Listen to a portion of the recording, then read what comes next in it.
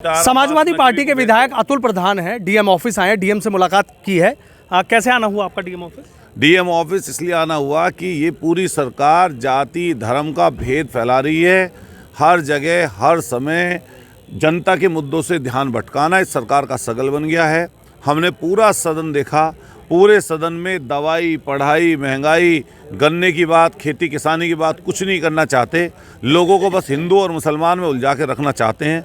इसी तरह की इनकी सोच है, इसी तरह का इनका विचार है और जनता सब लोग समझ रहे हैं। 2024 में इन जनता ने ये समझकर इन्हें सबक सिखाया था, कम सबक सिखाया था। आने वाले समय में जनता 2027 में बड़ा सबक इन लोगों को सिखाएगी। आपके जिलाध्यक्ष समेत करीब 50 से ज़्यादा कार्यकर्ता मुकदमा लिख लिया कि एडीएम सिटी से अभद्रता करी है, सरकारी काम में बाधा डाली। हम डीएम साहब से मिले, हमने डीएम साहब से यही कहा कि आप वीडियो निकलवाइए और पता करवाइए इस चीज़ का कि कहाँ डीएम साहब ने एडीएम साहब से हमारे जिलाध्यक्ष जी ने बदतमीजी की है, एडीएम साहब को आमना सामना करा दीजिए। रही बात मुकदमे की, मान लिया मुकदमे तो लिखे जाते हैं और लिखे जाते हैं तो कई बार एक्सपंज भी होते हैं, न्यायिक प्रक्रिया के साथ होते हैं। लेकिन डीएम की पोस्ट जिले की अधिकारी की, बड़ी अधिकारी की पोस्ट है। जिलाधिकारी मेन सिस्टम का हिस्सा होता है। तो हम लोगों ने जिलाधिकारी साहब से बात की और उन्हें इस चीज़ से अवगत कराया कि जो घटना घटी थी उसकी तरफ से पार्टी प्रोटेस्ट कर रही थी और पार्टी का प्रोटेस्ट करने का, शांतिपूर्ण प्रोटेस्ट करने का हमारा अधिकार है। हम लोग करते रहेंगे, पहले भी करते रहे। अच्छा, एक चीज़ आपने देखी, औरंगजेब इस समय सुर्खियों में है।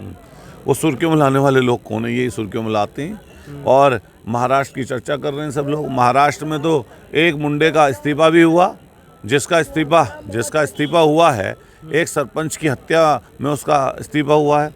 अगर ज़्यादा कुछ करना है तो हत्या तो बड़ी चीज़ है।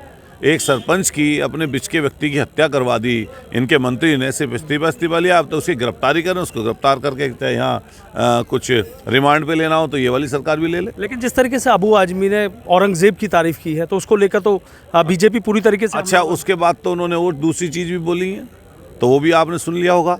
लेकिन अभी हमसे जो पूर्व वाले थे, आपके ही शायद चैनल पर इंटरव्यू हम लोगों ने, किसी ने भेजा हमें, वो भी बोल रहे थे, कुछ कह रहे थे कि सबको जो है तुर्किस्तान और अफ़गानिस्तान और पाकिस्तान भेजें। तो भारतीय जनता पार्टी में जो ये एमएलए मंत्री हैं, हमारे उत्तर प्रदेश की सरकार में भी बेचारा एक अंसारी मंत्री है, उत्तर प्रदेश भाजपा की सरकार में, तो क्या इसको भेजेंगे? वो क्या मुख्तार अब्बास नकवी जो इनकी नाक के नीचे बैठे हुए हैं वहाँ, क्या उसको भेजेंगे? जो गवर्नर बना रखे हैं बिहार के, हमारे यहीं उत्तर प्रदेश के रहने वाले, क्या उसको भेज के आएगा ये आदमी? अरे थोड़ी शर्म करनी चाहिए इन लोगों को। हमेशा एक ही चीज़ पर जाति धर्म, मुस्लिम हिंदू, हिंदू मुस्लिम, यही काम है इनका। अरे चिल्ला कर गन्ने पर भी तो बोलो। गन्ने के किसान रो रहे हैं, पेट पीट रहे हैं बेचारे। ये चिल्ला कर कहते हैं ना कि 500 रुपये घोषणा करवाएंगे गन्ने किसान, तो 500 रुपये गन्ने की खेती लोग किसानों को फ़ायदा होता है, उसकी घोषणा करते हैं लोग। और मेरा इनसे कहना है कि अगर आप दम लोगे तो शुरुआत फिर जो है नेक काम में देर कैसी, आप तो नेक काम समझ रहे हो उसको, तो शुरुआत करो और भाजपा के मुख्यालय में सबसे पहले पहुंचो और भाजपा के मुख्यालय में पहुंचकर सबसे पहले वहीं से शुरुआत करो इसकी। कह रहा हूँ, तो जिन्ना की मज़ार पे कौन गया था फूल चढ़ाने? जिन्ना की मज़ार पे गए थे लाल कृष्ण आडवाणी, पाकिस्तान में जाके उनकी मज़ार पे फूल चढ़ा के आए थे।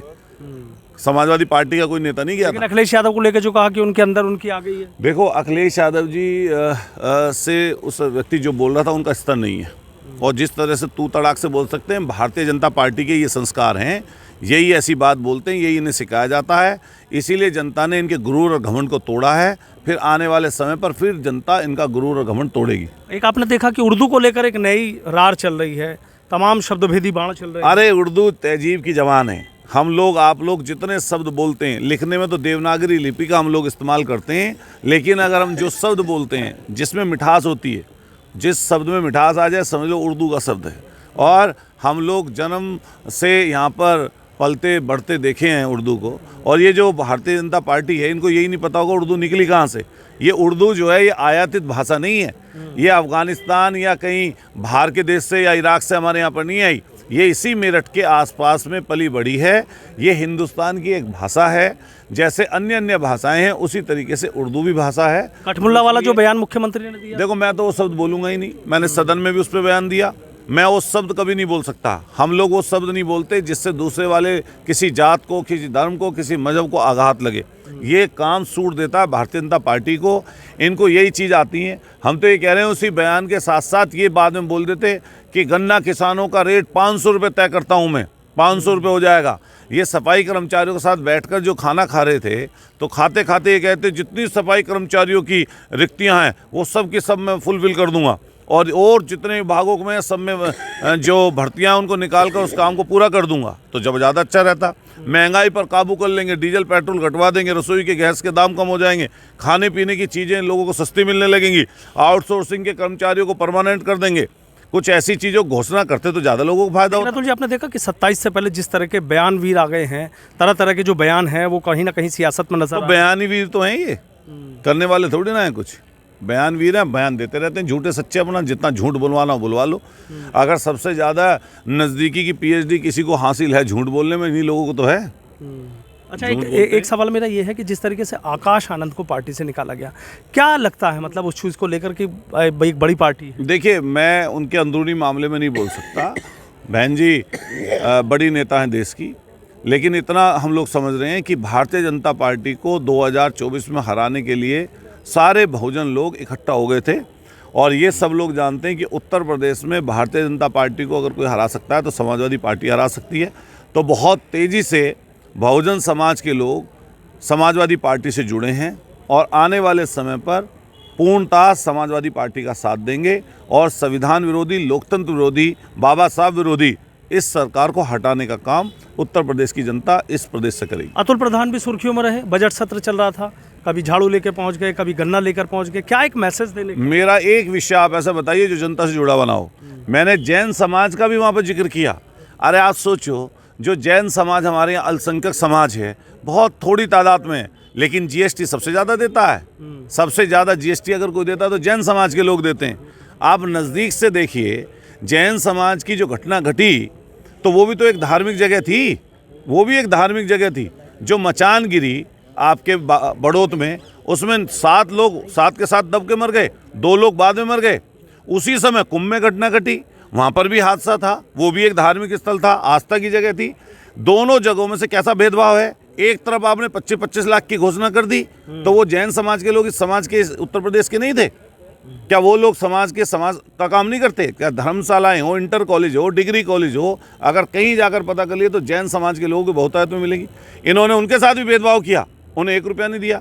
सदन में खड़े होकर मंत्री जी ने झूठ बोला, कहा कि 7 लोग मरे हैं जैन समाज के। आप पता करिए, हम लोग कल चेक देखा है, 9 लोगों की मौत हुई है। ये इस तरह की सरकार है, जाति और धर्म मजहब में बांटकर पूरी की पूरी पॉलिटिक्स इनकी है। लेकिन उसमें भी ये लोग क्या करते हैं कि जब झगड़ा हिंदू मुसलमान का बने तब उसमें ये चीज़ आगे लेकर आते हैं। अभी आपने एक और देखा तुलसी, जो AMU है उसमें होली की परमिशन नहीं दी गई, होली समारोह। अच्छा देखिए, ये मैं फिर कह रहा हूँ, होली जो है ये खुशियों का त्यौहार है, हम सब लोग इसे मिलकर जुलकर मनाते हैं। ऐसे ही देश के और भी त्यौहार हैं जिनको हम सब लोगों को मिलजुल कर बनाना चाहिए। और ये कोई धार्मिक आस्था के विषय पर, ये मेरे निजी विषय है। मान लिया मैं भी जगह जगह जाते हैं, हम लोग जागरण में जाते हैं, कथा में जाते हैं, और आपके कहीं पूजन में जाते हैं, कहीं जो शुरुआत हम लोग करते हैं। मैंने तो सदन में खड़ा हो कहा, मैंने हमारे यहाँ की संस्कृति ये है कि हमारे पूर्वज किसी भी काम की शुरुआत करते थे तो ले राम का नाम लेकर करते थे। और आज भी हम लोग शायद दिन में भाजपाई लोगों से ज़्यादा बार राम का शब्द का इस्तेमाल, भगवान जी के नाम का नाम लेते हैं। एक और बात आई है कि उस पर कुंभ पे आतंकी साई की बात। अब ये कुछ भी कर सकते हैं। मान लिया ये काम तो देश की सरकार का है, सोचे करे जो भी। मान लिया अगर कोई गलत एक्टिविटी हो सकती है प्रदेश में, या कोई ऐसा थ्रेट मिली है जिससे कोई नुकसान हमारे यहाँ के समाज को, कोई हमारे उत्तर प्रदेश को या किसी जान और माल को कर सकता है, तो उसके ऊपर सरकार को कार्रवाई करनी चाहिए। 27 में क्या? 27 में समाजवादी पार्टी की सरकार उत्तर प्रदेश में बनेगी। जनता तैयार है, हिंदू और मुसलमान हिंदू, और ये चीज़ लगातार लोग करते हैं, तो लेकिन इसको लोग एक्सेप्ट नहीं करेंगे अब। ठीक है, बहुत बहुत शुक्रिया। तो देखिए, समाजवादी पार्टी के विधायक अतुल प्रधान किस तरीके से बीजेपी पर हमलावर नजर आए हैं, खूब सियासी तीर छोड़े हैं, किसी को भी नहीं देखा किस तरीके से जो सियासी तीर छोड़े हैं, और सीधा कह रहे हैं कि 27 में समाजवादी पार्टी की सरकार बनेगी।